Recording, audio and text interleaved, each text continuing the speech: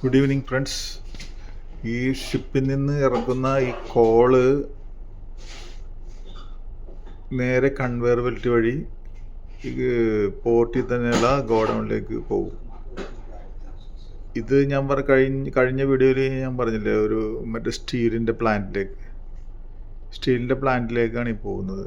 അപ്പോൾ സ്റ്റീൽ ഉണ്ടാക്കാനായിട്ടും ഇത് ഉപയോഗിക്കുന്നുണ്ട്. അപ്പോൾ ഇത് ഈ കൺവെയർ ബെൽറ്റ് വഴി നേരെ ഗോഡൗണിലേക്ക് പോകും. ആ ഗോഡൗണിൽ നിന്ന്